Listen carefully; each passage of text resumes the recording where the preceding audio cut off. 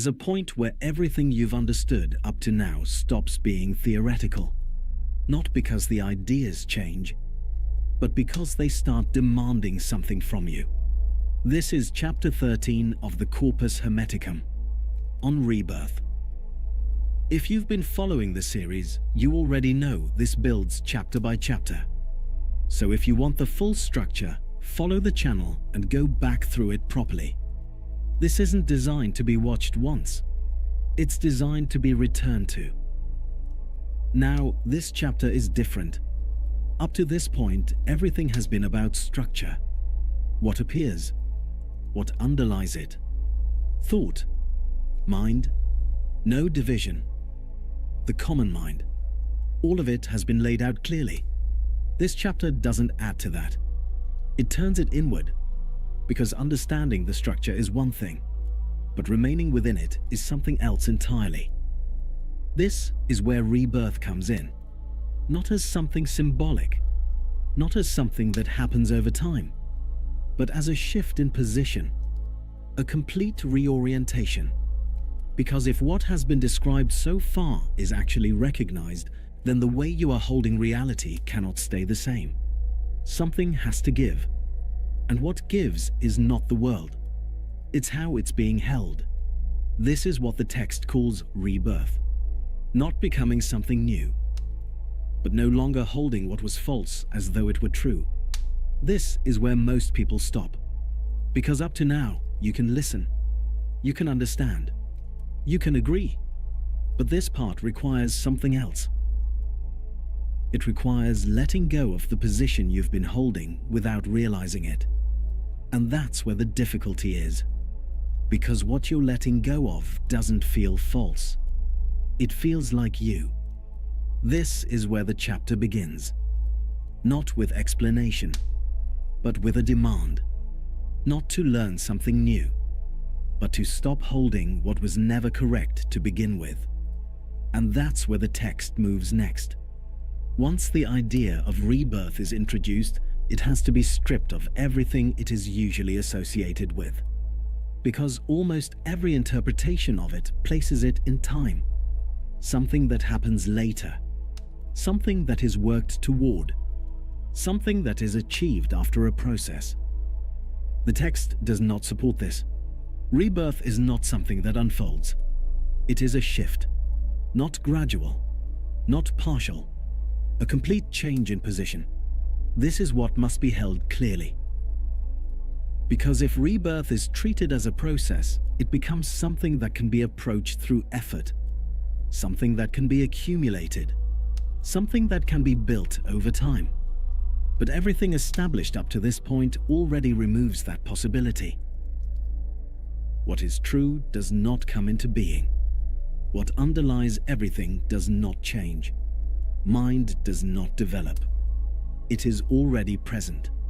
So rebirth cannot be the creation of something new.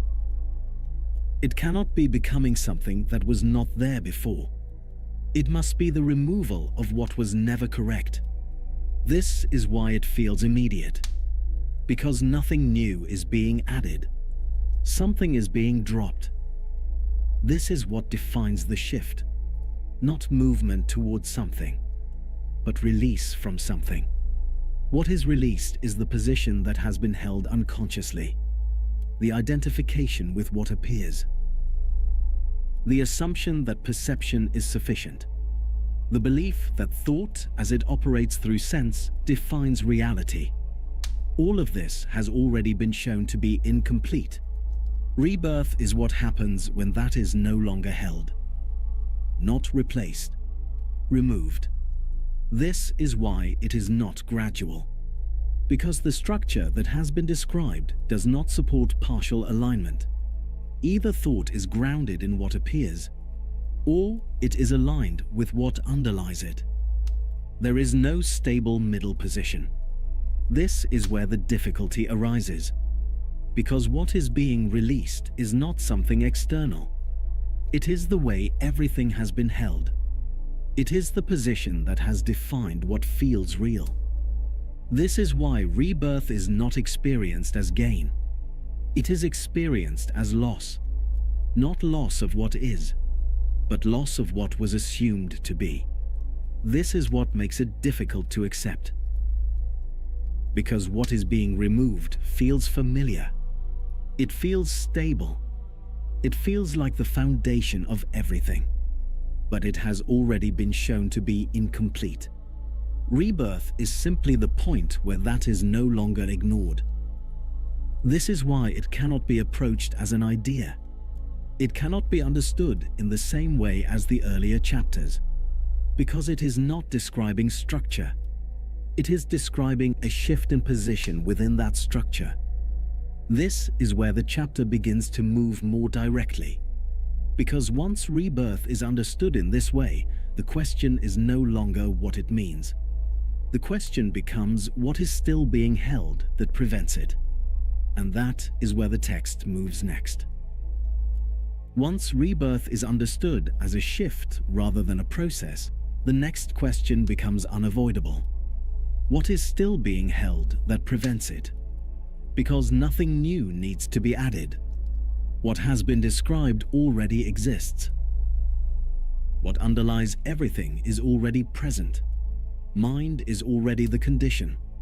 So the only thing that can prevent rebirth is what is still being maintained. This is where the text becomes direct. Because what must be left behind is not external. It is not a set of behaviors.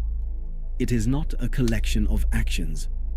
It is not something that can be adjusted gradually. It is the position itself, the identification with what appears, the assumption that what is perceived is sufficient, the belief that thought, when grounded in sense, defines what is real. All of this has already been shown to be incomplete, but being shown is not the same as being released. Because what is being held is not always recognized. It operates as the background, as the default position, as the way everything has always been interpreted. This is why it does not feel like something that can be left behind. It feels like the only position available. This is what makes the shift difficult. Not because it is complex, but because it requires seeing something that has never been questioned. This is what must be left behind. Not the world, not experience, but the way experience is being held. This includes the attachment to perception as final, the reliance on thought that does not move beyond sense, the assumption that individuality defines the structure of reality. All of these positions have already been examined. They have been shown to be partial, but they remain active. They continue to shape understanding. This is what must be released, not through effort, not through gradual change, but through recognition. Recognition that what is being held is not correct, not in the sense of being wrong within its own level, but in the sense of being incomplete. This is what allows it to be dropped, because once it is seen clearly, it no longer holds in the same way. This is what defines the shift. Not force, not replacement, but the inability to continue holding what is no longer seen as sufficient. This is where rebirth begins to take form, not as something that is done, but as something that happens when what was being held can no longer be maintained. From this point, the text moves toward what remains once this position is released, and how the structure that has been described becomes direct rather than conceptual. Because once what was false is no longer held, what remains is not something new. It is what was always there. And that is where the treatise continues. Once what was being held is no longer maintained, the question shifts again. Not toward what is gained, but toward what remains.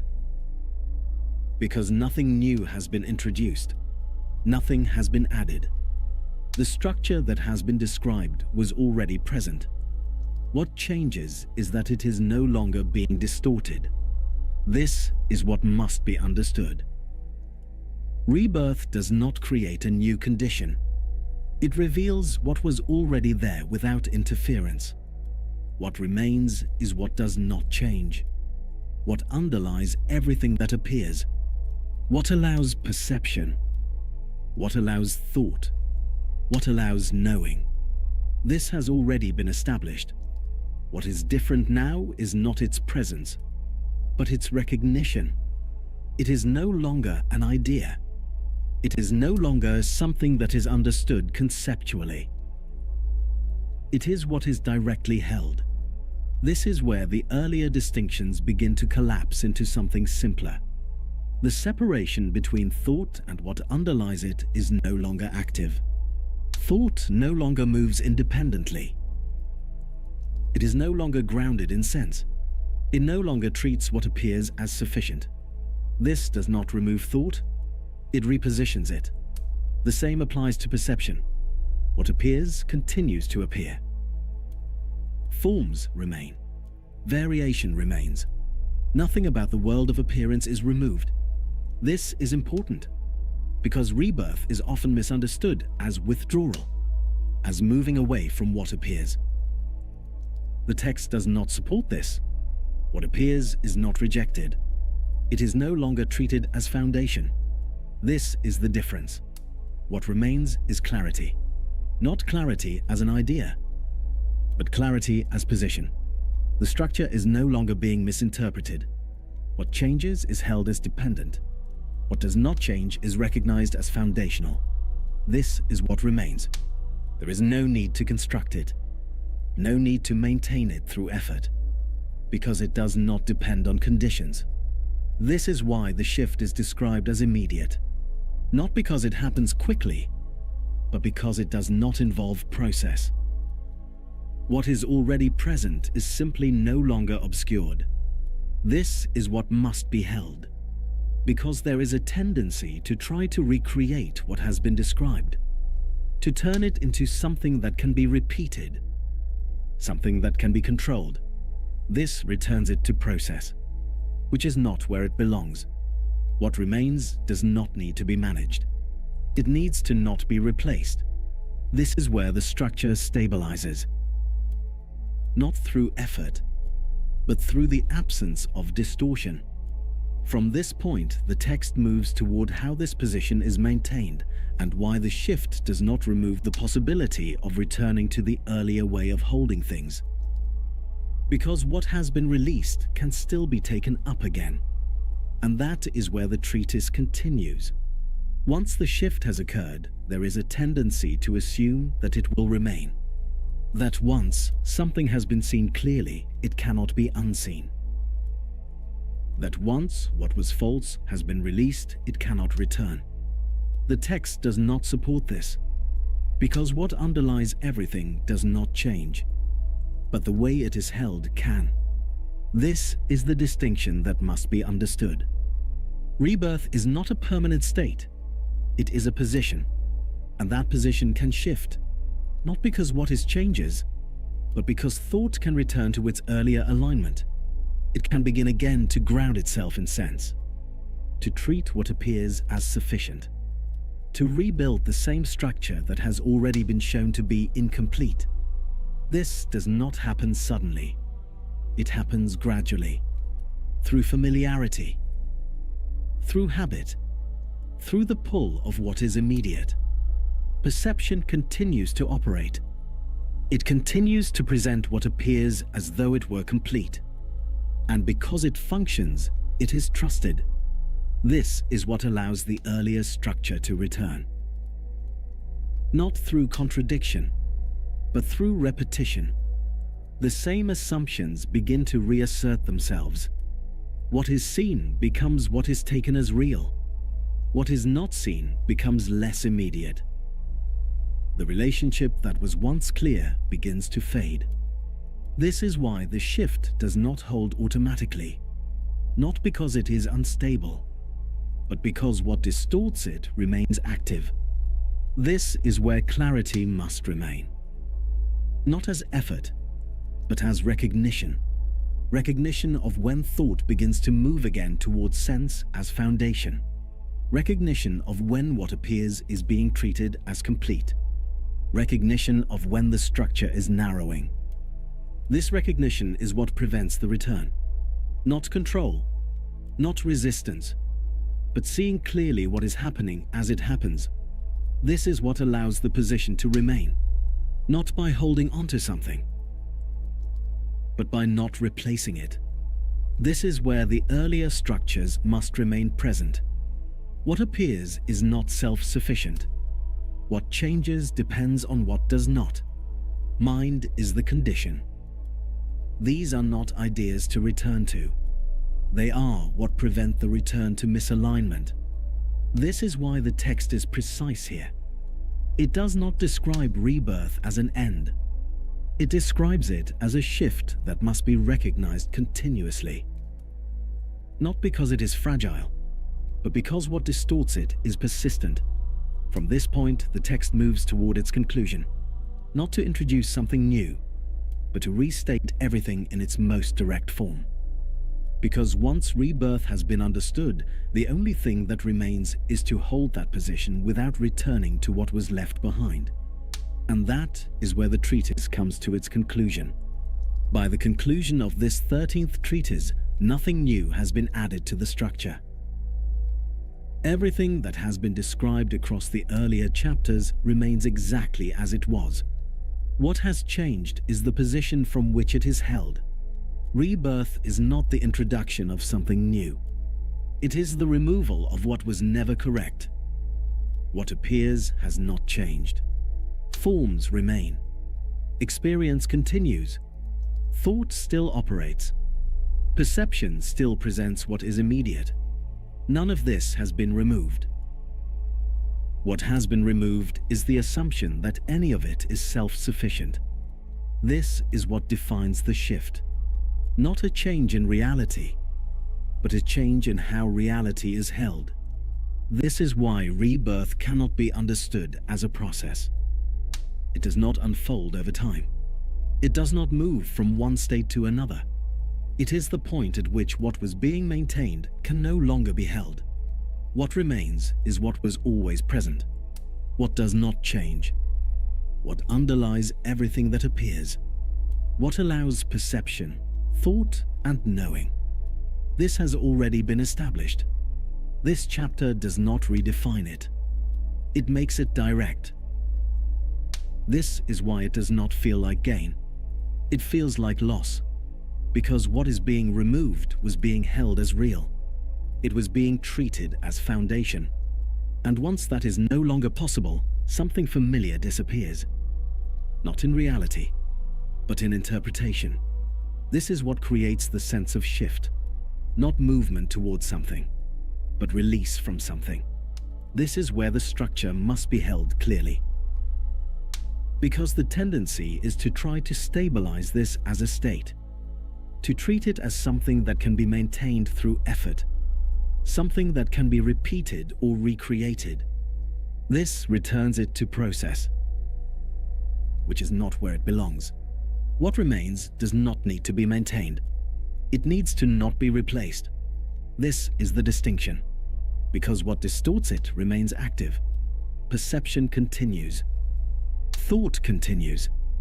Attention continues to move toward what is immediate. Without recognition, the earlier position can return. This is why the text does not end with resolution. It ends with a condition. A condition in which what has been seen must remain clear, not through effort, but through not returning to what has already been shown to be incomplete. This is what defines rebirth within this structure. Not something that happens once, but something that is recognized whenever what is false is no longer held. From this position, the movement of the Corpus Hermeticum continues, not by adding something new, but by returning again and again to what has already been revealed, each time requiring that it is held without distortion. Because once rebirth has been understood, the task is no longer to reach it. It is to not replace it. And that is the only way the structure remains intact.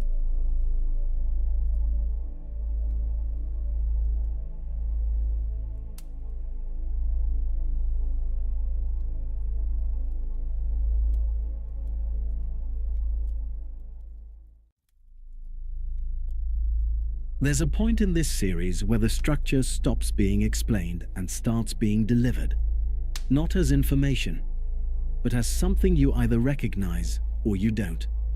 This is chapter 14 of the Corpus Hermeticum, the secret sermon on the mountain. If you've been following this properly, you already know this isn't random content. It builds. Every chapter locks into the next.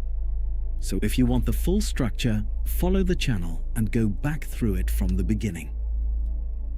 Because this chapter won't land the same without it. Now, what changes here is the tone, not the structure. Everything that's been established still applies. What appears is not self-sufficient.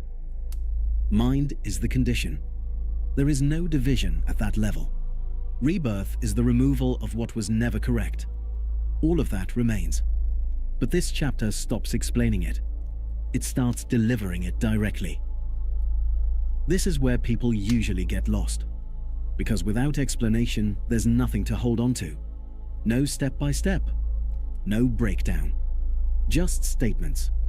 And those statements don't try to convince you. They don't argue. They don't prove anything.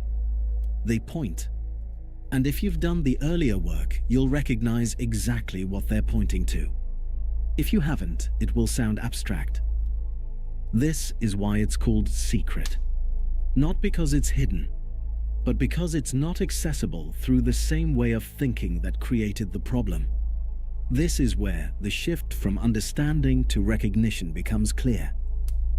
Because you're not being given something new. You're being shown what's already there without explanation. And that's harder to ignore. This is where the chapter begins. Not by building the structure, but by speaking from it. And that's where it moves next. Once the tone shifts, the idea of secrecy has to be understood correctly, because it's easy to misinterpret, to assume this is about hidden knowledge, something withheld, something only available to certain people. The text does not support that. Nothing here is hidden. Nothing is being kept from you. What makes it secret is not access, it's position. Because what's being pointed to cannot be reached through the same structure that's been shown to be incomplete. If thought is still grounded in sense, this won't land. Not because it's complex, but because it doesn't operate at that level. This is what creates the appearance of secrecy, not exclusion. Incompatibility. The same way earlier chapters showed that perception cannot grasp what does not appear. The same applies here. If you're still trying to interpret this as information, it won't resolve. Because it isn't information. It's recognition. This is why explanation is reduced. Because explanation belongs to thought operating through distinction. And what's being pointed to here is not divided. So the more it's explained, the more it's distorted. This is the tension in this chapter. It has to speak, but it cannot rely on the structure that normally makes things understandable. This is why it feels different, not because the content has changed, but because the method has. You're no longer being guided step by step. You're being placed in front of something directly. And whether it lands depends on whether the earlier structure is already clear. This is what defines the secret. Not something hidden, but something that cannot be held from the wrong position. From this point, the text moves even more directly. Because once explanation is removed, what remains is statement. And those statements don't build, they reveal. Once explanation is reduced, what remains is direct statement. This is where interpretation becomes the problem. Because the immediate response is to try to understand what is being said, to break it down, to translate it into something familiar, but that returns it to the same structure that has already been shown to be incomplete. This is why the statements are direct. They are not designed to be unpacked. They are designed to be recognized. This is a different function entirely, because recognition does not move through steps. It does not build from one idea to another. It either holds or it doesn't. This is where the earlier work matters. If the distinction between thought and sense is clear, this lands differently. If mind has been recognized as condition, this lands differently. If rebirth has been understood as release, this lands differently. Because now there is nothing being added, only pointed to. This removes the space for interpretation, because interpretation requires distance. And what is being presented here removes that distance. There is no gap between what is said and what it refers to. This is why trying to analyze it creates confusion. It reintroduces separation. It turns something immediate into something conceptual. And once that happens, it moves out of reach again. This is why the text remains direct. Not because it's incomplete, but because anything added would distort it. This is where most people step back, because without interpretation, there's nothing to control, nothing to organize, nothing to manage, and that feels unstable. But that instability is the point. Because what was being relied on is no longer valid. This is where the shift has to hold, not through effort, but through not returning to interpretation. From this point, the text continues in the same way. Not expanding, not explaining, but remaining direct. And that's where it moves next. Once direct recognition replaces explanation, the experience changes. And this is where it can feel unstable.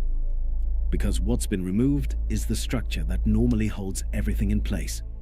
Interpretation, process, step-by-step understanding. All of that creates stability, even when it's incomplete. Because it gives something to follow, something to build from, something to control. When that's removed, what remains is immediate. And immediacy doesn't provide structure in the same way. It doesn't give you something to do. It doesn't give you something to hold. It just is. This is what creates the sense of instability. Not because something is wrong, but because what was being relied on is no longer there. This is why people move back. They return to interpretation, to explanation, to rebuilding structure, because that feels safer, more manageable, but that also returns everything to the earlier position, where what appears becomes the foundation again. This is the point of tension in this chapter, because what's being presented doesn't allow that. It requires staying where there's nothing to build, nothing to manage, nothing to interpret. This is what makes it difficult, but it's also what makes it clear. Because without the extra structure, there's nothing distorting what's already there. This is where the earlier idea of rebirth connects directly, because this is what remains when what was false is no longer held. Not something new, but the absence of distortion. This is why it feels different. Not because reality has changed, but because the way it's being held has. From this point, the text moves toward holding this position without returning to the earlier structures, because that's the only way this remains clear. And that's where it continues. Once recognition is direct, the only thing that matters is whether it remains, not as effort, but as position, because the tendency to return to interpretation is still active. Thought continues to move through distinction.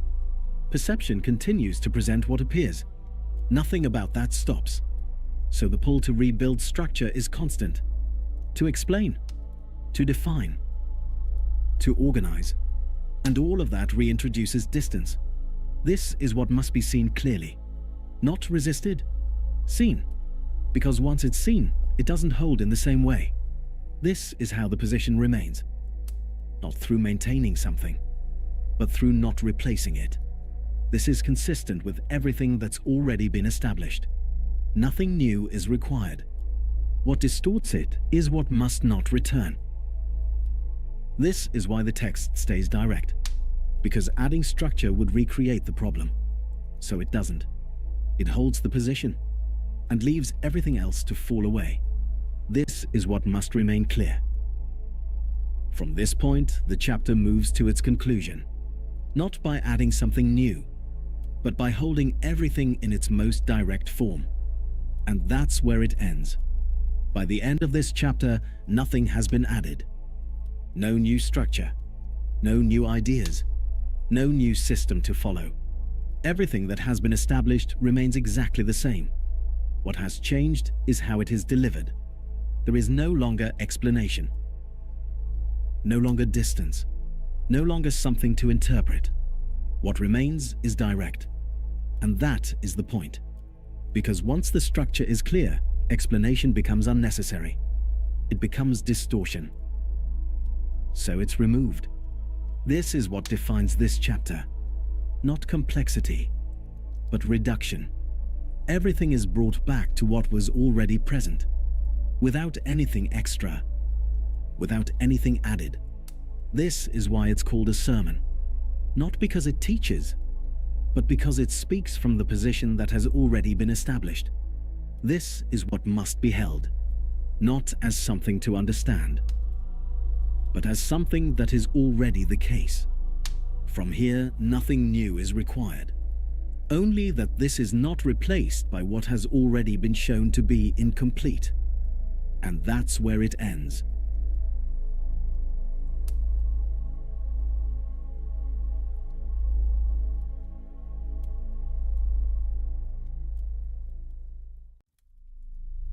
There is a point where returning to something is not repetition, but correction. Not because the idea itself was unclear, and not because something new needs to be added, but because the position from which it is being held has not remained stable. This is where most structures fail, not in how they are explained, but in how they are maintained. This is chapter 15 of the Corpus Hermeticum. It does not extend the system. It does not introduce a new principle. Instead, it returns to one of the most fundamental distinctions that has already been established, the relationship between mind and sense. And the reason it returns is not because it needs further explanation, but because it is still being misapplied. If you have been following this series properly, then this distinction is already familiar. You have already seen that what appears is not self-sufficient. You have already seen that sense engages only with what presents itself as form, and that thought, when grounded in sense, remains confined to that field. You have already seen that mind is not part of that process, but the condition that allows it. So before continuing, follow the channel and go back through the earlier chapters if needed, because this one depends entirely on that structure being clear. Without it, this chapter will feel repetitive. With it, the repetition becomes precise. What this chapter addresses is not whether the distinction has been understood, but whether it is being held. Because even after it has been recognized, the tendency is still to return to sense as the foundation. Not deliberately and not in a way that feels like an error, but in a way that feels natural, stable, and convincing. Perception does not stop. It continues to present what appears as immediate, structured, and complete. Thought continues to operate in response to that presentation, organizing, interpreting, and reinforcing what is visible. And without recognition, it grounds itself in that appearance again, treating it as sufficient. This is where everything begins to shift without being noticed, because nothing appears to break. Understanding still functions, systems still operate, explanations still hold together, but the position has changed, and once that happens, everything is being interpreted from within appearance again, rather than in relation to what underlies it. This is what the chapter is correcting, not by expanding the explanation, but by cutting directly into the way it is being lost in real time. Because the problem has never been perception itself. It has never been the world, or what appears within it. The problem is where thought is grounded. And unless that is held with precision, everything that has already been established begins to narrow again, not through contradiction, but through quiet return to what feels immediate. This is where the chapter begins. Not by building the structure again, but by exposing exactly where it is slipping. And that is what has to be seen. Once something has been seen clearly, there is an immediate assumption that it will remain clear. That understanding, once established, carries itself forward. That recognition creates stability on its own. This assumption is rarely questioned because it feels intuitive. If something is understood, then it is known. And if it is known, then it should not need to be revisited. The text does not support this, because understanding is not the same as holding position. What has been established across the earlier chapters is structurally simple, but simplicity does not guarantee stability. What appears is not self-sufficient. Thought must not be grounded in sense. Mind is the condition that allows both perception and thought. These are not complex conclusions, and they do not require development or refinement. But they do require continuity. Because the conditions that produce misalignment do not stop once something has been understood. Perception continues without interruption. It continues to present what appears as immediate, structured, and complete. Thought continues to respond to that presentation, organizing it, interpreting it, and reinforcing its apparent coherence. Attention continues to move toward what is visible, what is tangible, what is immediate. This creates a constant re-entry point into the same structure that has already been shown to be incomplete. And this re-entry does not feel like a mistake. That is what makes it difficult to recognize. It feels like normal cognition. It feels like clarity. It feels like the same process that allowed understanding to arise in the first place. But what has shifted is not the ability to understand, it is the position from which understanding is operating. When thought aligns again with sense, everything narrows without appearing to do so. What appears begins to take on the role of foundation again. What is visible becomes what is treated as real. What is not visible becomes less immediate, less relevant, and eventually excluded from the structure of understanding. This does not happen through rejection, it happens through omission. And because omission does not disrupt functionality, it is rarely noticed. The system still works, thought still operates. Explanations still hold together. But they are operating within a closed boundary. And that boundary is not recognized as a boundary. This is why the same error does not resolve. Not because it has not been explained, but because it is being reintroduced continuously through the way perception and thought interact. Each time thought grounds itself in what appears without recognizing what underlies it, the same structure forms again. This is not a failure of knowledge. It is not a lack of understanding. It is a failure of position. And unless that position is recognized as it shifts, the return to sense as foundation becomes complete again, and the entire structure collapses back into appearance without ever appearing to do so. This is what the chapter is addressing. Not the idea, but the movement. Sense does not present itself as partial. This is what makes it so convincing, and this is what makes it so difficult to question.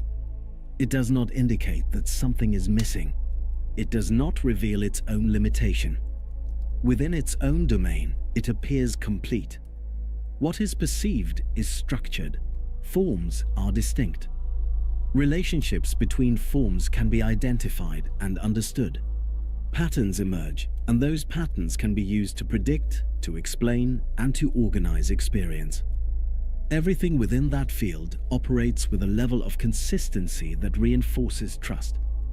This is not accidental. It is the nature of sense. Sense engages with what appears. It provides access to variation, to difference, to form. It allows navigation within the field of becoming. And because it performs this function effectively, it creates the impression that nothing lies beyond it.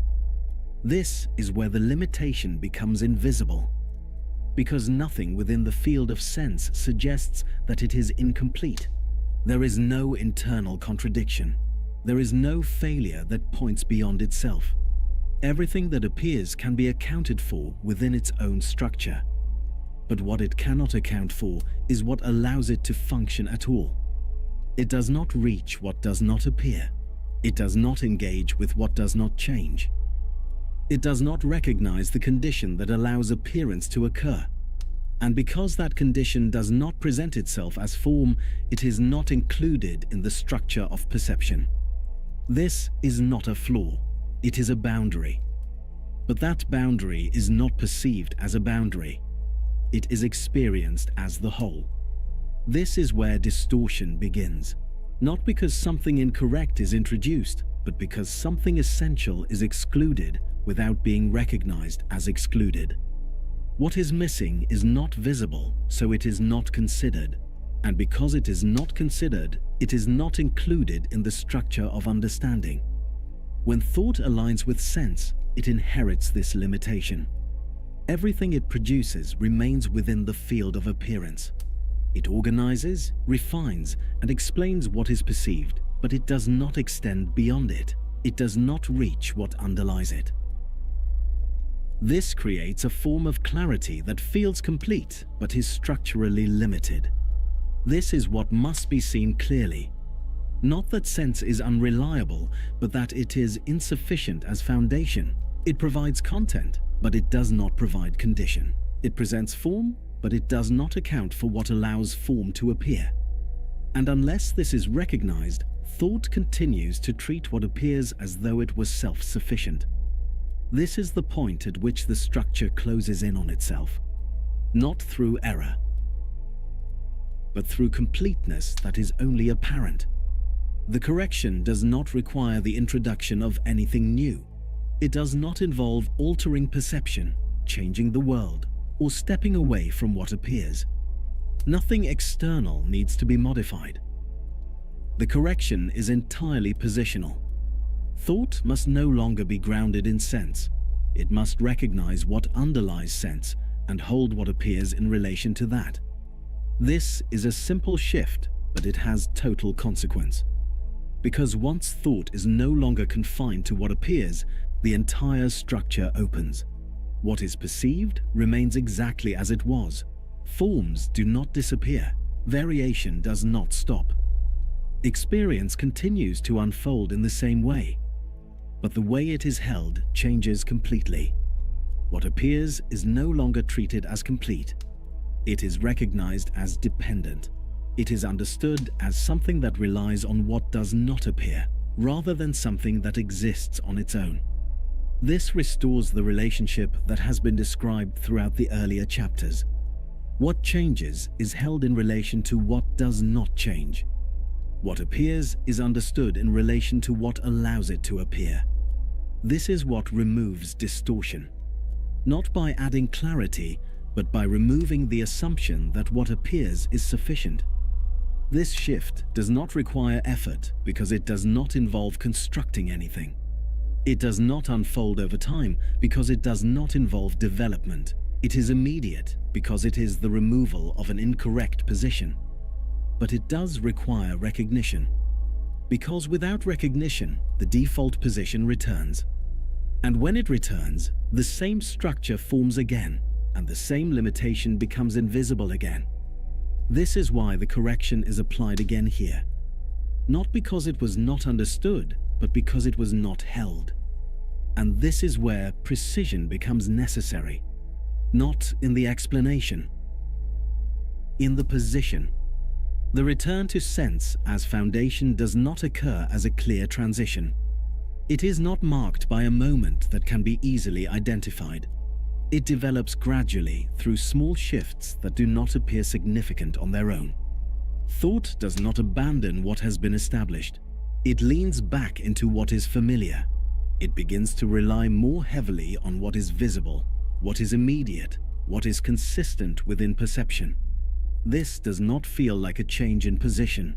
It feels like continuity. This is what makes it difficult to recognize. because nothing seems to break.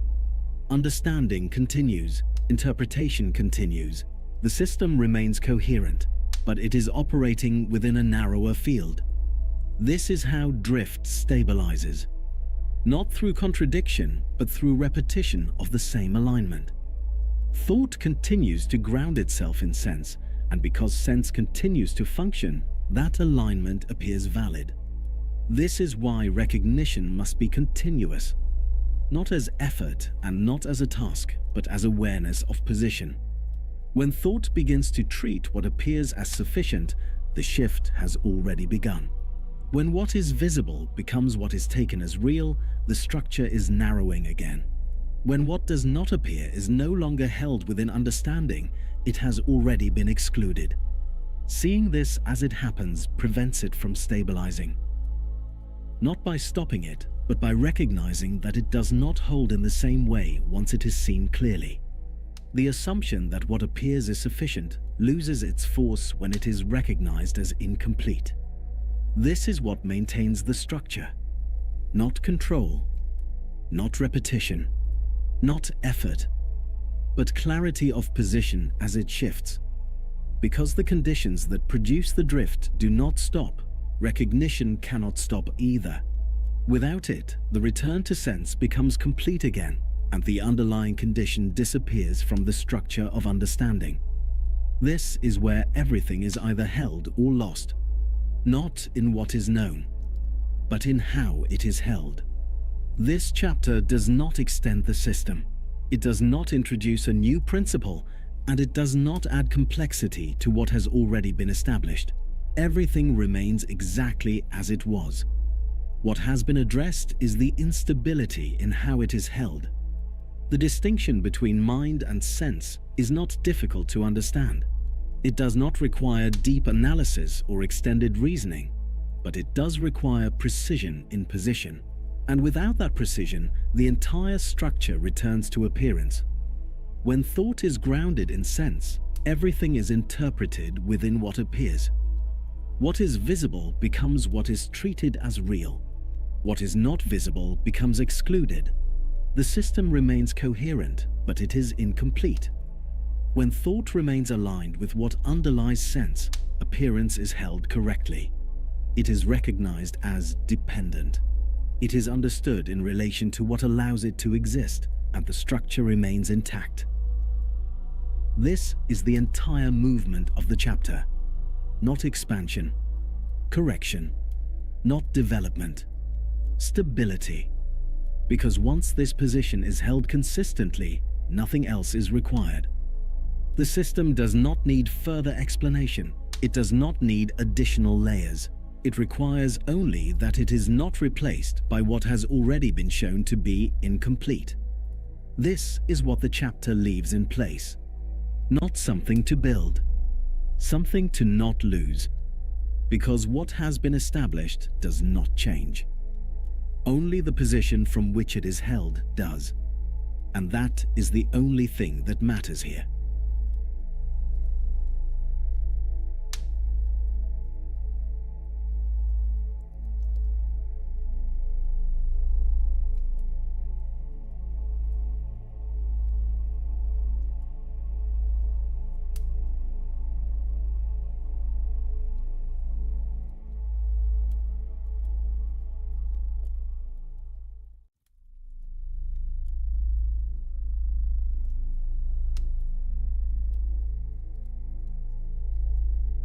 There is a point where what feels like loss is no longer experienced as loss, but as misinterpretation. Not because things stop changing, and not because what appears remains fixed, but because the way change is being understood has not yet been seen clearly enough to hold under pressure. This is chapter 16 of the Corpus Hermeticum. It does not introduce a new system, and it does not expand the structure in a new direction. Instead, it returns to something that seems obvious, almost too simple to question, but is consistently misunderstood at a structural level: the idea that things are destroyed. If you have been following this series properly, then everything required to understand this has already been established. What appears is not self-sufficient. What changes depends on what does not change. Thought cannot be grounded in sense if the structure is to remain intact. Mind is the condition that allows both perception and thought to occur. These are not new ideas, and this chapter does not attempt to restate them in a different way. So, before continuing, follow the channel and move back through the earlier chapters if needed, because this chapter depends entirely on that structure being held without distortion. Without that, what is being said here will sound like contradiction. With it, it becomes a direct continuation. What this chapter addresses is not change itself, but how change is interpreted. Because within perception, everything appears to come into being and pass away. Forms emerge, hold for a period, and then dissolve. Objects are created, altered, and removed. Events begin and end. This is what sense presents, and it presents it in a way that feels complete. And because it feels complete, it is trusted. This is where the problem begins. Because what sense presents is not the full structure of what is happening.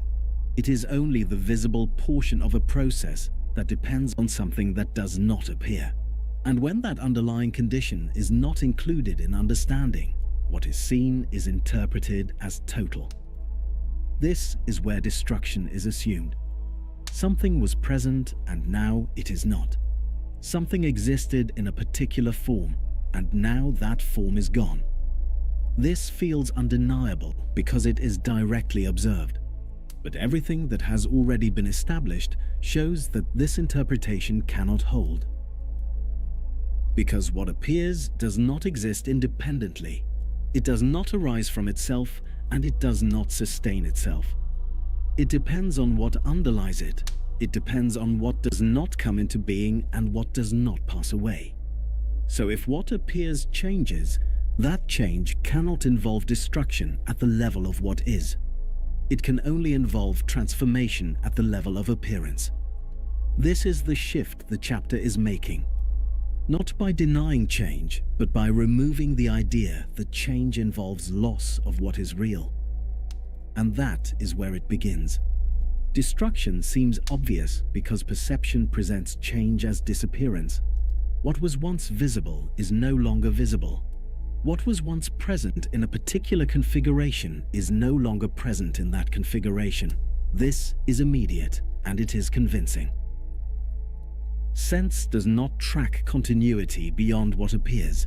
It registers form, and when that form is no longer present, it registers absence. This creates a pattern that appears complete in itself. Something appears, and then it disappears. Within this pattern, it seems unavoidable to conclude that something has been lost. This is reinforced by how thought operates when it is grounded in sense. Thought takes what is presented and builds meaning from it.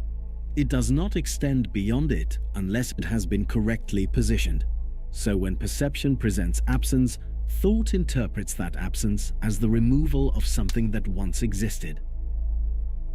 This interpretation becomes automatic because it aligns with everything that perception provides. There is no immediate contradiction. There is no failure in the system that forces a reconsideration. Everything appears to function correctly. This is why destruction seems not only possible, but obvious. But this conclusion depends entirely on one assumption, that what appears is self-sufficient. That form defines what something is. That the presence of a form is the presence of the thing itself, and the absence of that form is its absence. This assumption has already been shown to be incomplete, because form does not define what is, it expresses it. What appears is a configuration within a larger structure. It is not independent, it does not originate from itself, and it does not sustain itself. It is dependent on what underlies it. So when form changes, nothing at the level of what allows form is lost. Only the configuration shifts. Only the way in which what is appears changes.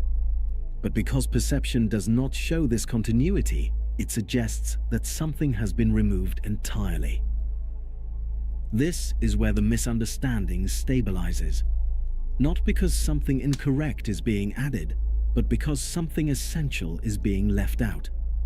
And because what is left out does not appear, it is not included in the structure of understanding. This is why destruction seems obvious, not because it occurs at the level of what is, but because the level at which it does not occur is not being recognized. Once destruction is removed as an interpretation, change must be understood differently, because what remains is not static continuity, but transformation. Transformation does not involve the creation of something from nothing, and it does not involve the disappearance of something into nothing. It is the reconfiguration of what already is within the field of appearance. This is consistent with everything that has already been established. What does not change underlies what does. What does not come into being allows what appears to come into being, so nothing that appears can exist independently of what remains constant. This means that when something changes form, it is not leaving existence. It is altering the way it appears. The underlying condition remains exactly as it was.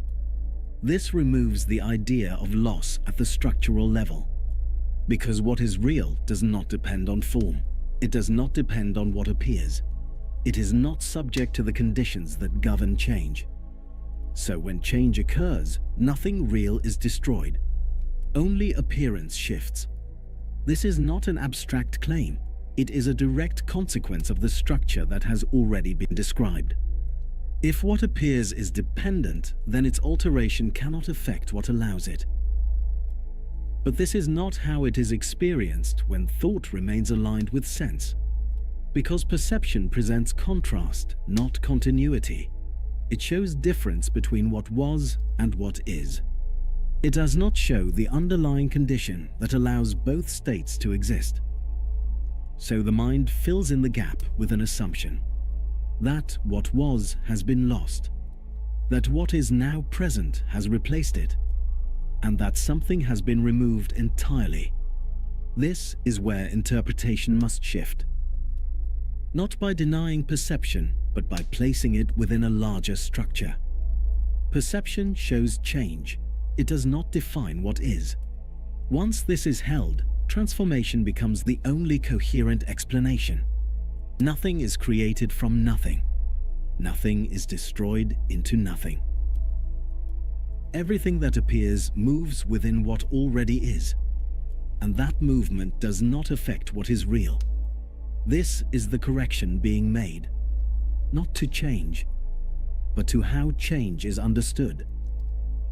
Even when this structure is understood, loss can still feel real, because the experience of change is immediate, and the interpretation of that change is deeply conditioned. When something no longer appears in the way it did before, the absence is felt directly. There is a contrast between what was present and what is now present. This contrast is interpreted as removal, and that interpretation carries weight. This is not because something has been destroyed, but because perception dominates the experience. Perception operates through presence and absence. It does not track continuity beyond appearance. It registers what is visible, and when that visibility changes, it presents that change as loss. Thought, when grounded in sense, reinforces this. It takes what is presented and builds meaning from it. It does not extend beyond it unless it has been positioned correctly. So when perception presents absence, thought interprets that absence as destruction. This interpretation becomes automatic, and because it is automatic, it feels true. This is why loss feels absolute. Not because something has been removed from what is, but because the level at which nothing is removed is not being held in the moment of interpretation. This is where the earlier correction must be applied again. Thought must not remain grounded in sense. It must recognize what underlies sense, even when perception presents change as loss. This does not remove the experience of change. It removes the misinterpretation of that experience. What is felt does not need to be denied. What must shift is what is assumed about it. Because once the assumption of destruction is removed, the experience of change no longer carries the same meaning. It is no longer loss. It is movement within appearance, and that movement does not affect what is real. This is where the structure stabilizes, not by removing experience, but by removing distortion. Holding this position requires continuity of recognition, because perception will continue to present change as loss, and thought will continue to interpret that change within the limits of sense if it is not corrected. This is not something that resolves once and remains resolved. It is ongoing. So the recognition must also be ongoing. Not as effort, but as clarity. Clarity that what appears is not self-sufficient. Clarity that what changes depends on what does not. Clarity that disappearance within perception does not equal destruction at the level of what is. This clarity must be present in the moment change is experienced, not afterward, not as reflection, but as immediate recognition. Because once interpretation forms without it, the assumption of loss stabilizes again. This is where the earlier chapters connect directly. The same structure applies here. Thought must remain aligned with what underlies sense. If it does, change is seen as transformation. If it does not, change is interpreted as destruction. This is the only difference. Nothing else needs to be added. This is why the chapter does not expand beyond this point. Because once this is clear, everything that appears can be understood within it. Forms will continue to change. Appearance will continue to shift. But nothing real will be lost. And that must be held continuously. Because without that, the same misinterpretation returns. And with it, the same sense of loss. This chapter does not deny change. It does not attempt to remove the experience of transformation, and it does not suggest that what appears remains fixed. What it removes is the interpretation that change involves destruction. Because that interpretation cannot hold within the structure that has already been established. What appears is dependent. What underlies it does not change. So nothing at the level of what is can be destroyed. Only what appears can change. This is the entire movement of the chapter. Not expansion. Correction. Not complexity. Clarity. Because once this is understood, the experience of change is no longer interpreted as loss. It is seen as transformation. And that transformation does not affect what is real. This is what stabilizes the structure. Not by removing experience, but by removing the misinterpretation of experience. Nothing new is required beyond this, only that it is held. Because without that, the same assumption returns, and with it, the same distortion. Nothing is lost, only misunderstood. And that is where it ends.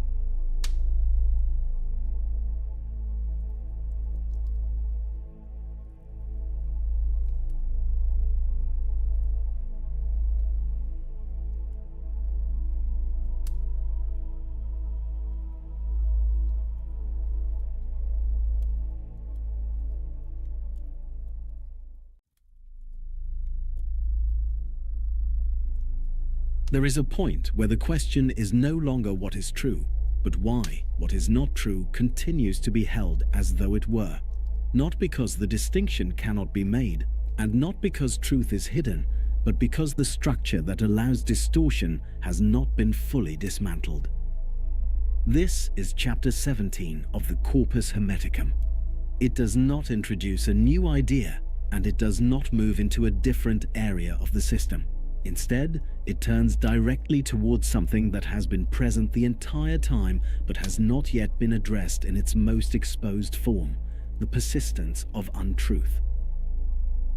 If you have been following this series properly, then everything required to understand this has already been established. You have seen that what appears is not self-sufficient. You have seen that thought, when grounded in sense, produces a closed structure. You have seen that mind is not divided, and that what underlies everything does not change. You have seen that rebirth is the removal of what was never correct. You have seen that nothing is destroyed, only transformed. So before continuing, follow the channel and return to the earlier chapters if needed, because this chapter depends entirely on that structure being held clearly. Without it, what is said here will feel abstract or confrontational without resolution. With it, it becomes direct. What this chapter addresses is not truth as a concept, but truth as position. Because truth is not something that is added to what is already being held. It is not something that is learned, collected, or constructed. It is what remains when what is false is no longer maintained. This is where the shift becomes uncomfortable, because what is false is not held as false. It is held as real. It is integrated into perception, into thought, into identity, into the way everything is interpreted. It is not separate from understanding. It defines it. This is why truth feels difficult to stabilize. Not because it is complex, but because what is being removed is not something external. It is the way everything has been structured. This is where the chapter begins, not by explaining truth, but by exposing what continues to stand in its place. And that is what has to be seen. Untruth does not appear false. This is what gives it stability. It does not present itself as distortion. It presents itself as understanding. Everything that has already been established points to this. When thought is grounded in sense, it produces a complete structure within appearance. It organizes what is perceived. It creates coherence. It explains relationships between forms. It builds systems that function. And because it functions, it is trusted. There is no immediate indication that something is missing. There is no clear contradiction that forces a reconsideration. Everything appears to be in place. Everything seems to make sense. This is what gives untruth its persistence, because it does not feel like untruth. It feels like clarity. But this clarity is limited, not because it is incorrect within its own field, but because it does not extend beyond that field. It does not include what underlies what appears. It does not account for what allows perception itself. So while it appears complete, it is structurally partial. This partial structure becomes the foundation for further understanding. Thought builds on it. Interpretation extends from it. Identity forms within it. And because everything is built within the same limitation, the limitation is never exposed. This is what makes untruth stable. Not because it is defended, but because it is never recognized. And because it is never recognized, it is never removed.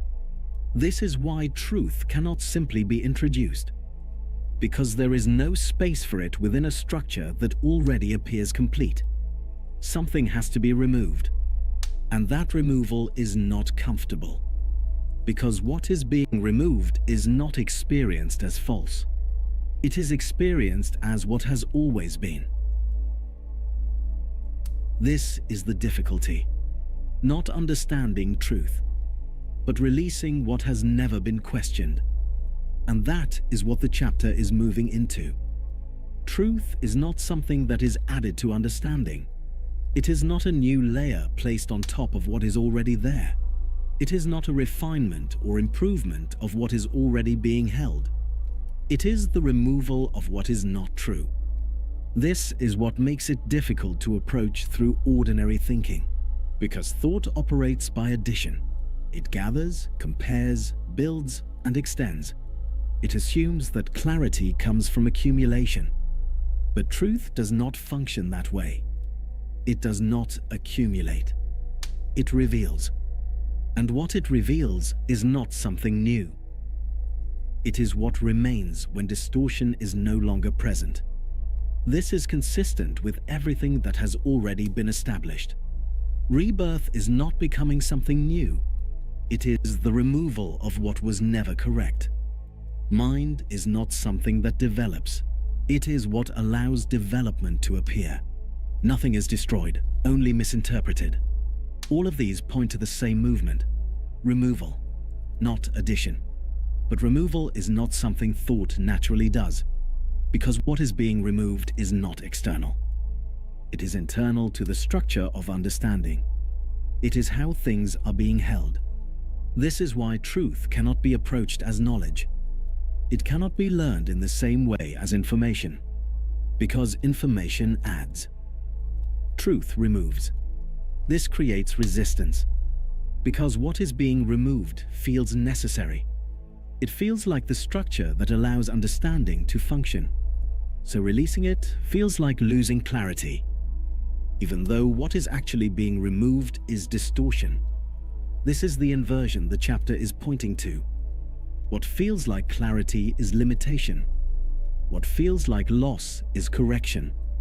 And until that inversion is recognized, truth cannot stabilize, because what replaces it continues to feel more real. This is what must be seen clearly. Truth is not something to gain. It is something that remains when what is false is no longer held. And that requires a different kind of recognition. Not accumulation, but removal. Truth feels unstable because it is not supported by the structures that normally create stability. It does not rely on repetition, reinforcement, or accumulation. It does not build in the way that thought builds. What gives it stability is the absence of distortion. But distortion is constantly being reintroduced. Perception continues to operate. Thought continues to organize what appears. Attention continues to move toward what is immediate. So unless what has been removed is recognized as it returns, it will be taken up again. This is why truth does not hold automatically. Not because it is weak, but because what replaces it is familiar. And familiarity feels stable. The structures built on untruth are consistent. They repeat. They reinforce themselves. They create patterns that can be relied on. Truth does not do this. It does not reinforce itself.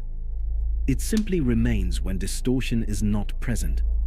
This makes it easy to lose, not because it disappears, but because something else takes its place. And that replacement does not feel like a replacement. It feels like continuity.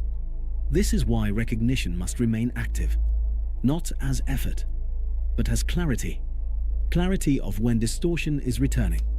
Clarity of when thought is grounding itself in sense again. Clarity of when what appears is being treated as complete. This is what stabilizes truth.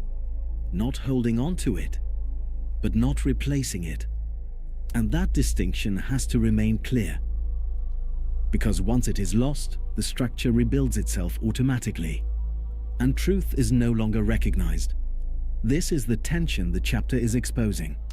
Not the difficulty of truth, but the persistence of what replaces it. The key is not maintaining truth as a state. It is recognizing distortion as it forms. Because distortion does not appear fully formed.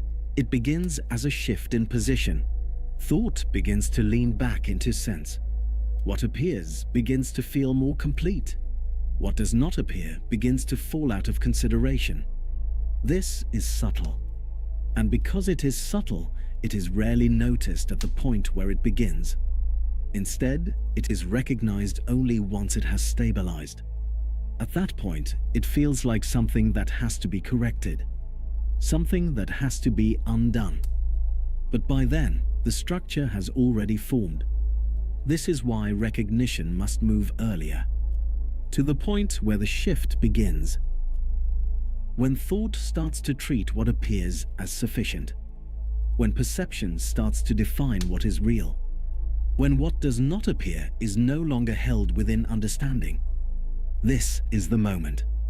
Seeing this as it happens prevents it from stabilizing, not by stopping it, but by removing its ability to hold. Because once it is seen clearly, it no longer feels complete. It no longer feels sufficient. And without that, it cannot replace truth. This is how truth remains, not by being held, but by not being replaced. And that is a different kind of stability, not built, recognized. This chapter does not define truth. It removes what is not true, because truth does not need to be defined. It is what remains when distortion is no longer present. Everything that has been established leads to this point, not as a conclusion, but as a condition. What appears is not self-sufficient. Thought must not be grounded in sense. Mind is not divided. Nothing is destroyed. Rebirth is the removal of what was never correct. All of this converges here. Truth is not something separate from these. It is what remains when they are held correctly. And what prevents it is not lack of understanding, but the persistence of distortion. This is what the chapter exposes. Not the difficulty of truth, but the ease with which it is replaced, and the fact that this replacement is rarely recognized. This is what must remain clear, not as an idea, but as position. Because once it is clear, nothing new is required, only that it is not replaced, and that is where it ends.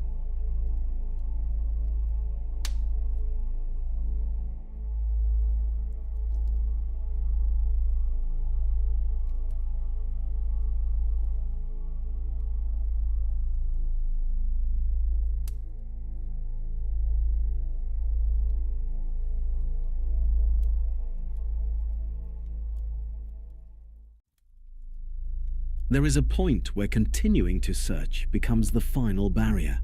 Not because searching is wrong, and not because understanding has no value, but because the structure that has been built is still being treated as something that leads somewhere else. This is where everything that has already been established can collapse again, not through contradiction, but through continuation. This is chapter 18 of the Corpus Hermeticum. It is not an expansion, and it is not a conclusion in the way most conclusions are understood. It does not introduce something new, and it does not resolve what came before by adding a final piece. Instead, it removes the last place where the entire structure can still be misunderstood, even after everything has been made clear. If you have followed this series properly, then you already have everything that is required. You have seen that what appears is not self-sufficient. You have seen that thought, when grounded in sense, creates a closed system that cannot reach what underlies it. You have seen that mind is not something that develops, but the condition that allows development to appear. You have seen that there is no division at that level.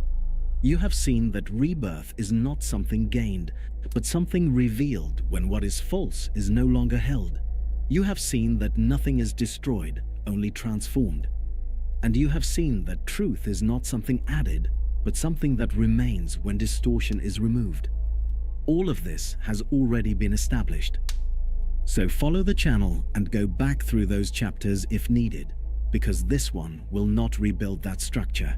It will not walk through it again step by step. It assumes that it is already present and it speaks from within it. What this chapter addresses is not what is missing. It addresses the assumption that something is missing. Because as long as that assumption remains, everything that has already been seen can be reinterpreted incorrectly. As long as there is a sense that something still needs to be reached, something still needs to be understood, something still needs to be completed, then thought is still operating from within the same position that created the limitation in the first place. This is subtle, because it does not feel like error. It feels like commitment. It feels like depth.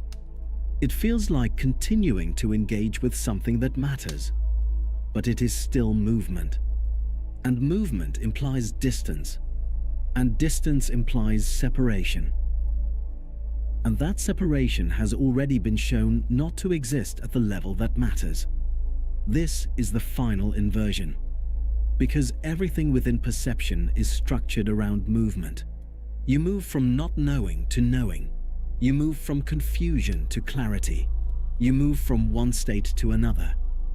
This is how everything functions within appearance, and it is so consistent that it is rarely questioned.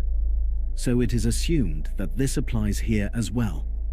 That understanding develops. That truth is approached. That clarity increases.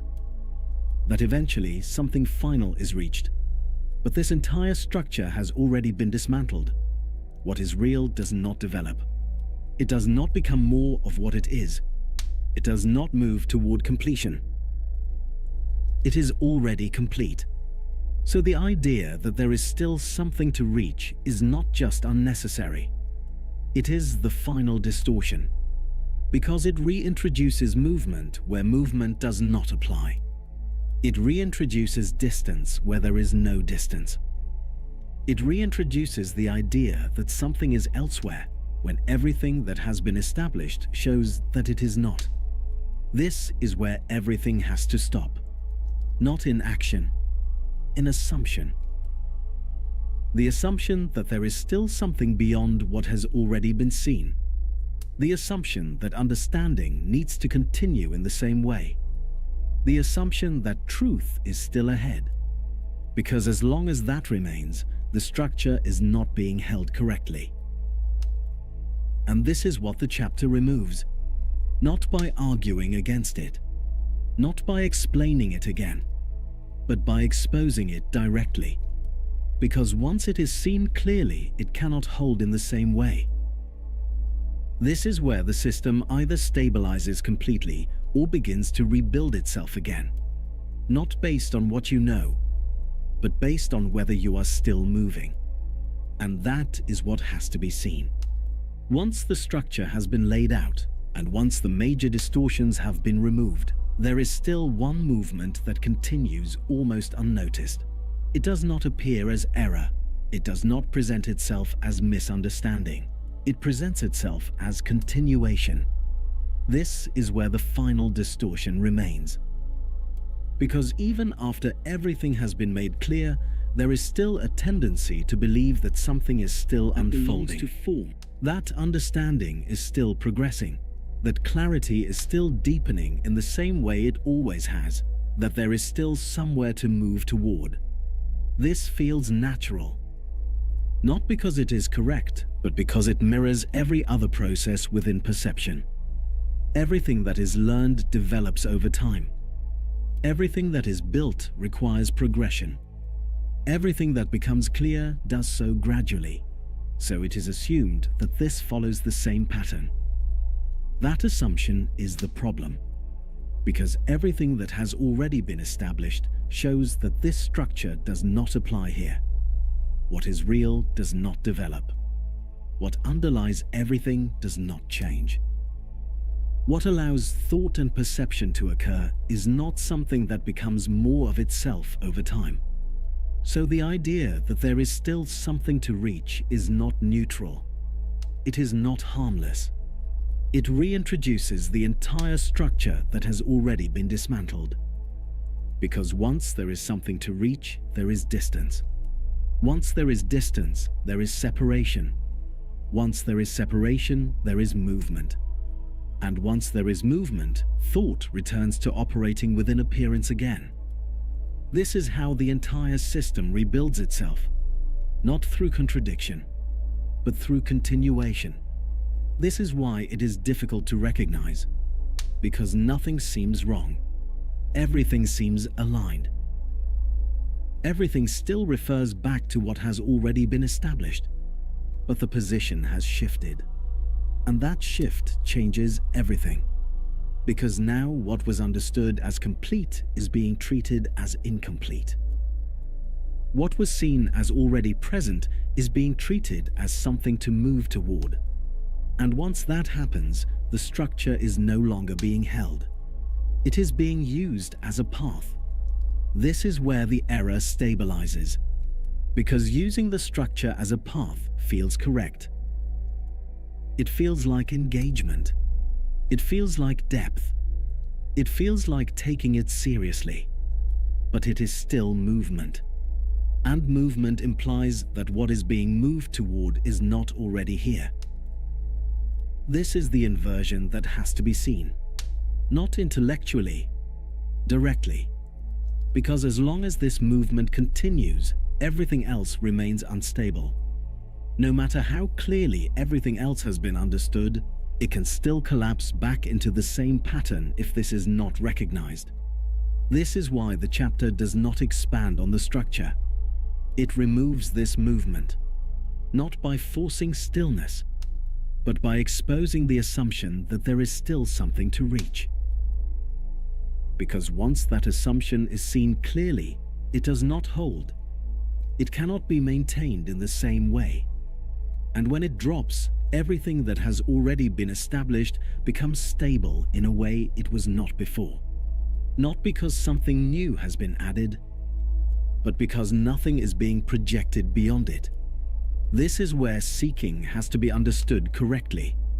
Seeking is not wrong, but what is being sought determines whether it reinforces distortion or removes it.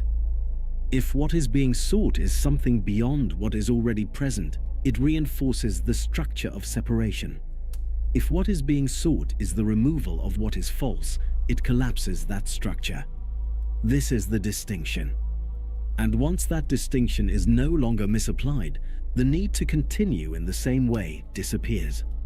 Not because there is nothing left, but because nothing is missing. This is the point where everything either stabilizes or resets. Not based on knowledge, but based on whether movement is still being maintained. And that is what has to be seen clearly. Because it is the last place the structure can be misunderstood while still appearing correct. Once the movement towards something stops being taken as necessary, what remains is not emptiness, and it is not a lack.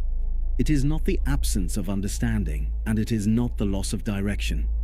What remains is completeness without extension. This is where the structure becomes difficult to hold, because everything within thought is organized around addition.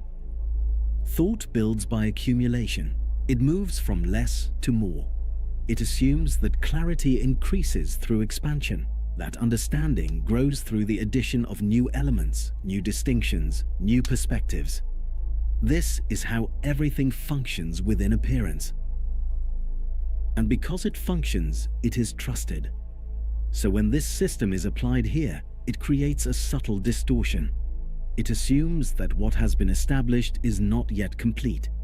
It assumes that there is still something more to include, something more to understand, something more to integrate.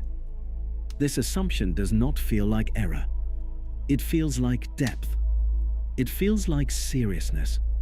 It feels like continuing to engage with something that matters, but it is still based on the same structure.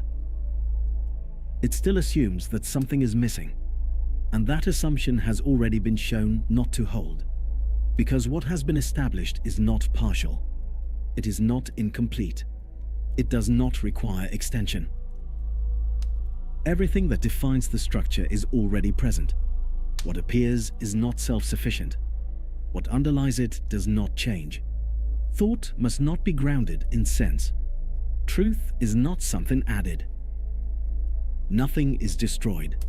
Rebirth is the removal of what was never correct. There is no division.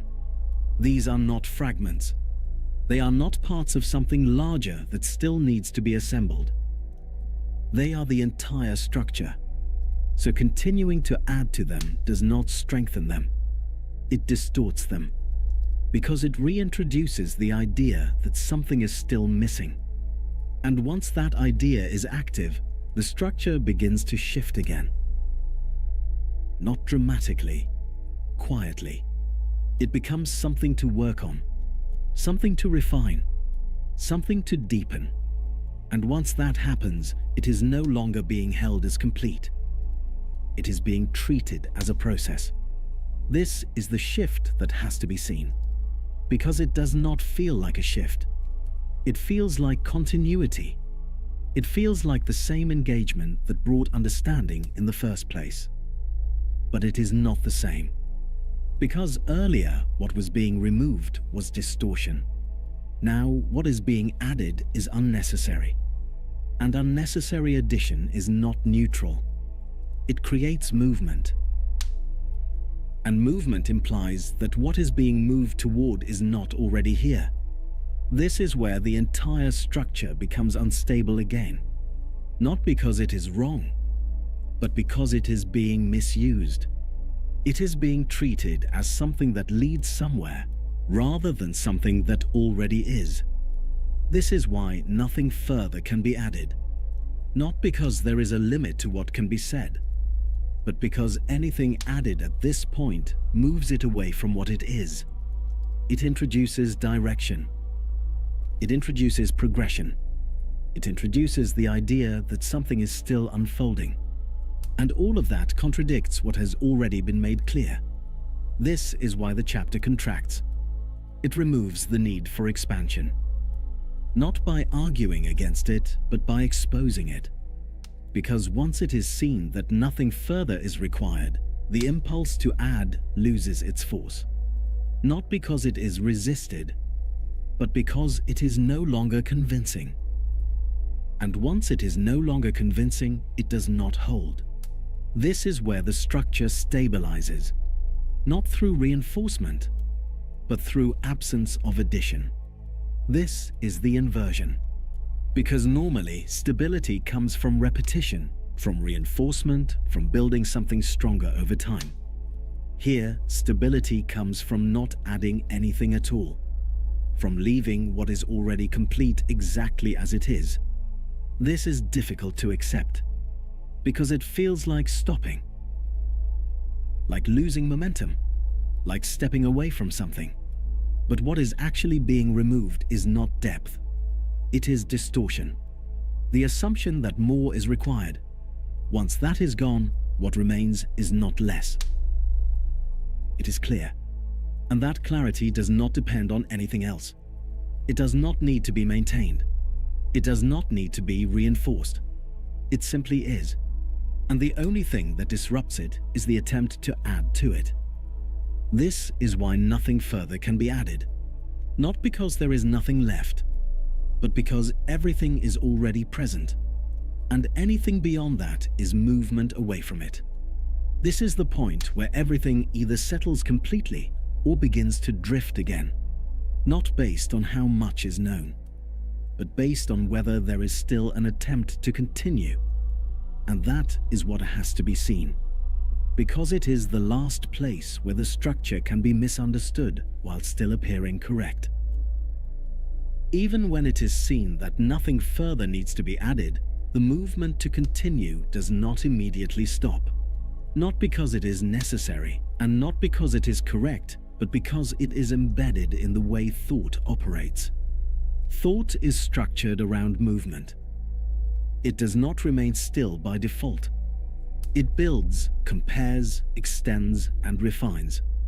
It looks for patterns, and once those patterns are established, it looks for the next layer beyond them. This is not a flaw. It is how thought functions within appearance. It allows understanding to develop, systems to be created, and relationships to be recognized. And because it works so consistently, it becomes trusted. So even when the structure has been seen clearly, this movement does not disappear. It continues, not as error, but as habit. And because it is habit, it feels natural. It feels like the correct way to engage. It feels like what should happen next. This is why, even at this point, there is still a pull to keep going, to analyze further, to refine more, to explain again, to find a deeper layer. Not because something is missing, but because movement has not been recognized as unnecessary. This is where the distinction has to be made clearly. The movement of thought is not the same as the requirement for movement. Thought can continue, but that does not mean it should be followed. This is the inversion, because normally, thought leads. It defines direction. It determines what comes next. But here, that relationship has to shift. Thought is no longer the guide. It is simply something that occurs. And when it attempts to continue beyond what is required, it has to be seen for what it is. Not direction, not necessity. Habit. This is what removes its authority. Not by stopping it, but by not following it. Because the moment it is followed, it creates extension. It creates continuation. It creates the idea that something is still unfolding. And once that idea is active, the structure begins to move again. Not outwardly, internally. It becomes something that is being developed, something that is being deepened, something that is still in process. And that is where distortion returns. Because process implies that what is being processed is not complete. And that has already been shown not to hold. This is why the mind continues, not because it is required, but because it has not been seen clearly enough to stop being followed. Once it is seen as habit, it loses its position as authority. It is no longer taken as direction. It is no longer mistaken for necessity. It becomes something that can occur without being engaged.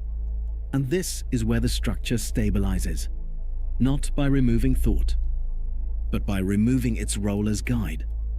This is subtle, because it does not feel like a change. Thought still occurs. Ideas still arise. Interpretation still moves. But the difference is that none of it is taken as something that needs to be followed further. This is where continuation ends. Not because movement stops, but because movement is no longer mistaken for progress. And that distinction is what holds everything in place, because without it, the same pattern repeats. Thought continues. It is followed. It extends the structure, and the entire system begins to move again. Not because it needs to, but because it has not been recognized as unnecessary. This is why this section is critical, because it addresses the final mechanism that keeps everything unstable. Not misunderstanding, not lack of knowledge, but the automatic continuation of thought beyond what is required. And once that is seen clearly, it cannot hold in the same way. It can still occur, but it does not direct. It does not lead. It does not extend. And without that, the structure remains exactly as it is, unchanged, complete, not because it has been finalized, but because it was never incomplete. This is the point where everything either stabilizes fully or begins to drift again, not based on what is known, but based on whether thought is still being followed when it moves unnecessarily. And that is what has to be seen clearly. Because it is the last active mechanism that can reintroduce distortion without appearing to do so. Once it is clear that nothing further needs to be added, and once it is seen that the movement to continue is not required, what remains is not something that has to be held in place. It is not something that needs to be stabilized through effort, and it is not something that needs to be protected from change. What remains is what has always been there, without being altered. This is where the idea of remaining can be misunderstood. Because remaining is often taken to mean maintaining, holding something in place, ensuring that it does not shift, repeating it, reinforcing it, keeping it active so that it does not disappear. But that is still movement. It is still effort. It is still based on the assumption that something can be lost. And that assumption has already been removed. Because what has been established does not depend on conditions. It does not arise and it does not pass away. It does not require support, and it cannot be weakened by absence of reinforcement. So remaining is not something that is done. It is what is left when nothing replaces it. This is a different kind of stability. Not the stability that comes from repetition or reinforcement, but the stability that comes from absence of interference.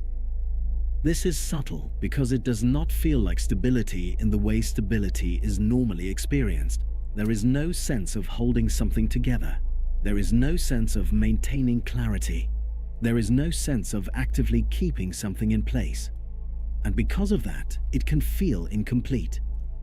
It can feel like something is missing, like something should be happening, like there should be some form of engagement that confirms it. But this is where the inversion has to be held. Because the feeling that something should be happening is the same movement that has already been shown to be unnecessary. It is the same pull toward continuation, the same assumption that more is required. So even here, that has to be seen. Not resisted, seen. Because once it is seen clearly, it does not hold in the same way. It does not create the same pressure to act. It does not create the same sense of incompleteness. It becomes just another movement that does not need to be followed.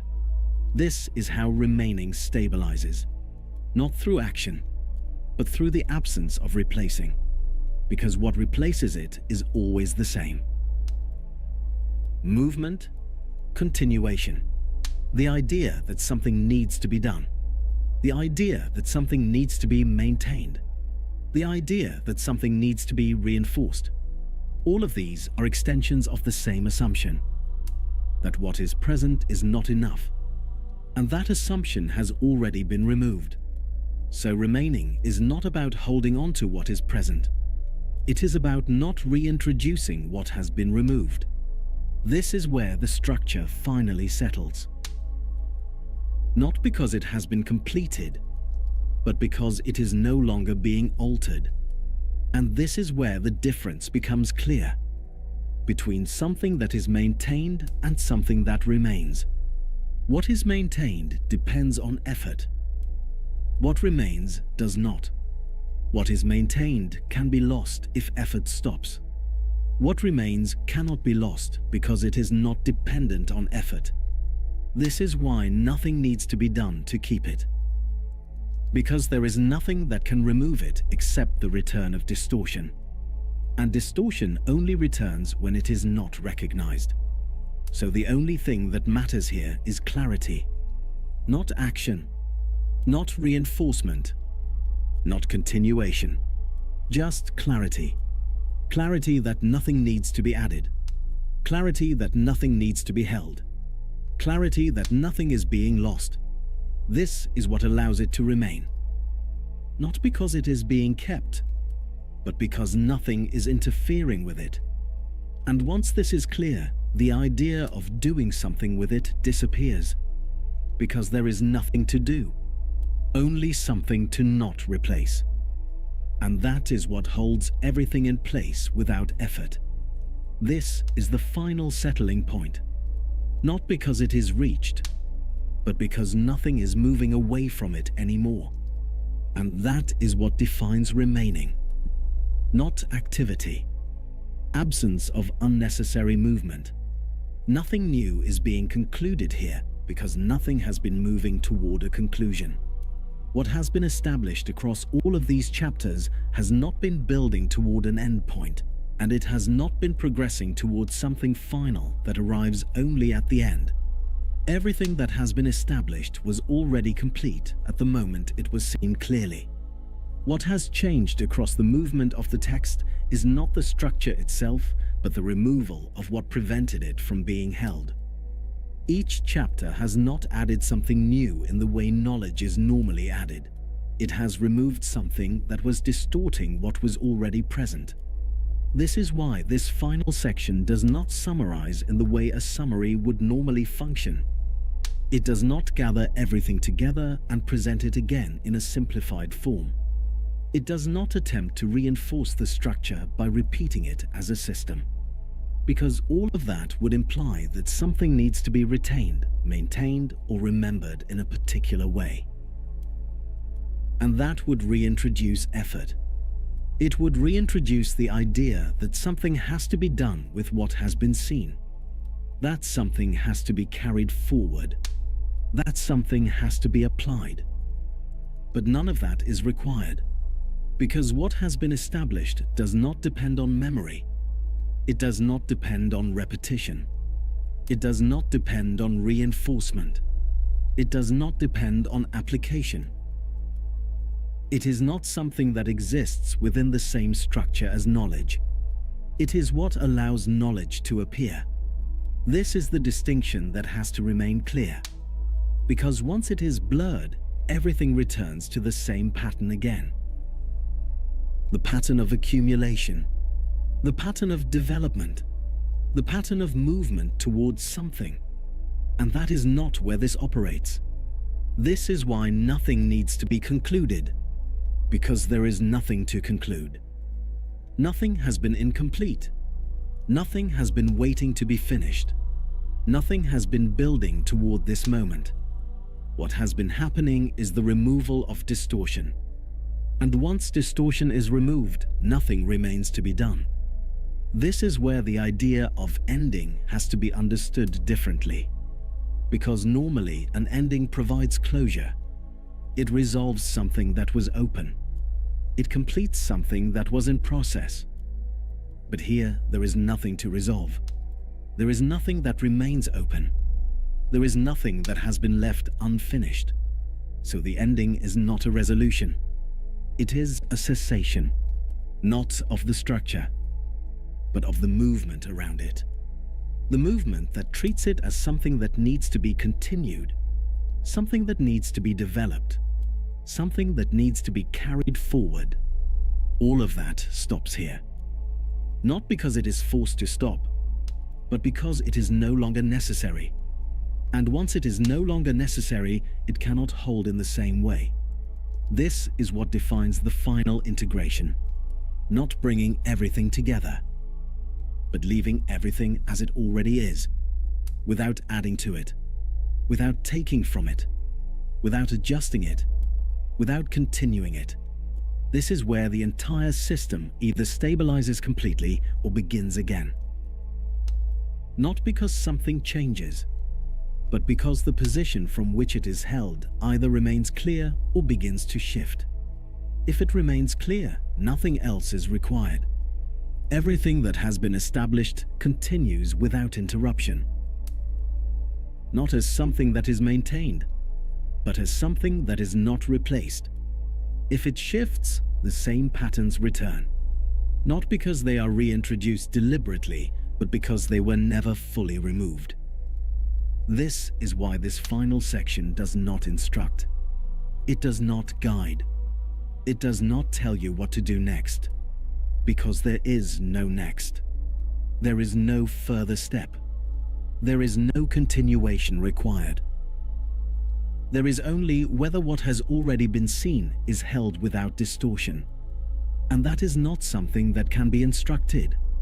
It can only be recognized. This is why everything ends here without direction, because direction would imply movement, and movement would imply distance.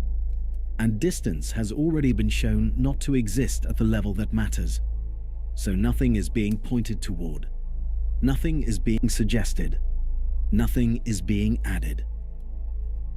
Everything remains exactly as it is. And the only thing that determines whether it holds is whether it is replaced.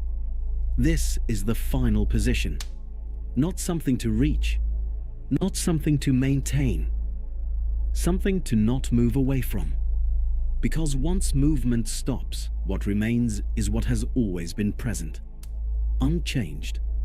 Unaffected. Complete. And that is where it ends.